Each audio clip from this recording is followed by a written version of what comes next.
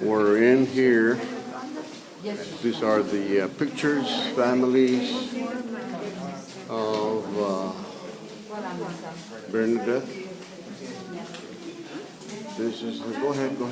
Okay, everybody. So very soon we are going to visit the house where St Bernadette was born, the Bowley Mill. But before we have this sort of welcome room, where they give us an idea on how Lourdes used to look like at the time of the apparitions. Some of you were asking me if there is a place where you can leave a donation. There's a donation box at the entrance, you see, in case you would like to leave a donation. Let me just, now we really need to be in silence because the voices make echo and otherwise you can't hear me. We are going to be brief because we have other groups coming. Okay, so have a look on this side. And this is the way Lourdes used to look like at the time of the apparitions. Do you remember next to our hotel there is a bridge crossing the river, right? Yes. That's still built right there. Okay? The bridge today is at the same place where we used to have that little old bridge over there, the Castle of Lourdes, with its old parish church. Lourdes was a small town at the time of the apparitions. There were cafes, like the old Café Français that does no longer exist because even though this was an area of farmers in the valleys, in the upper part of the town, we used to have some tourists that passed on their way to the mountains, to the springs, to the water springs and the thermal spas, and on the way up, before starting going further up, they always made a stop to rest in the Café Français. And here we have a picture of the old Bowley Mill, the house and the water mill where St Bernadette was born. On the right-hand side of the wall, you see pictures of the clergy of the time of the apparitions. You have 4 priests that all of them interrogated Bernadette several times. The most important of them all related to the apparitions is Father Père Ramal. On the first level, the one on the right, you see Peter Père Ramal. That was the parish priest at the time of the apparitions.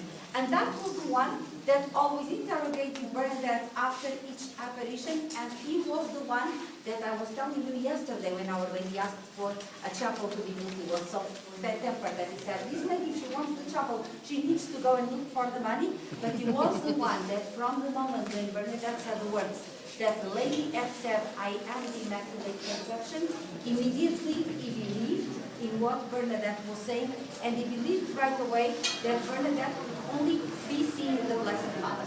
On this side we have the Soubirous family. Saint Bernadette's name was Soubirous. Okay, so Soubirous is the family name. Her father was François, her mother was Louise, and on this side over here you see all the children that they had. And as you can see, Bernadette was the eldest in a large family of boys and girls, but only 4 of them reached the adult age. Others died very young, as you can see. On the side, we have the pictures, and the pictures really help us. We have the father, the mother, you see Papa and Mama, Louise and François.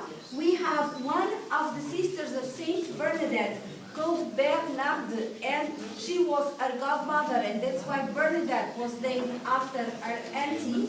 And then you have another aunt, Basile. These 2 ladies, both of them, were sisters of Louise Soubirous. You have a picture of Bernadette, of her sister Antoinette, that we call Toinette.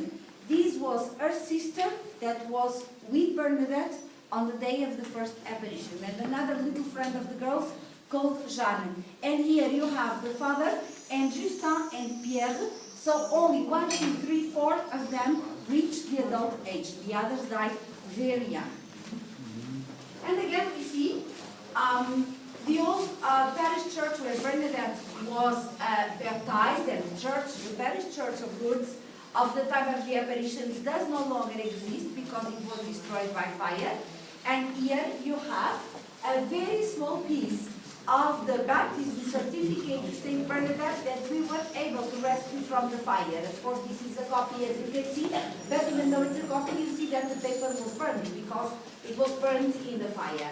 This is the hospice where Bernadette we passed by yesterday when we were approaching Lourdes, and where Bernadette went to after the apparitions to stay away from human curiosity and to being pleased to attend our classes. And so this is what we saw yesterday. That's a picture the way it used to be pretty much at the time of the apparitions. And so it is right here that we keep the interior is pretty much changed. We do no longer keep the original chapel, but it was in the chapel of the hospice that Bernadette made a first period in. And today, this is the chapel that they have right there. And then we have another picture of St Bernadette. I have a curiosity to tell you that might be interesting for you to know. Of all the saints we have in the Catholic Church that lived and died until the end of the 19th century, Bernadette is the one of whom we have the largest number of pictures. Did you know that? Because she could not afford pictures, of course, as you can realize. But because Lourdes was a small town at the time of the apparitions, everybody wanted to pose with her for a picture.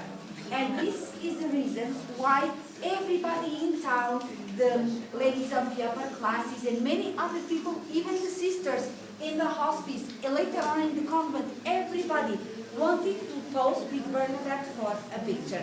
And we have approximately 60 pictures. I cannot tell if it's 65 or 67 because I don't know 100% for sure, but I know that we have around 60 pictures.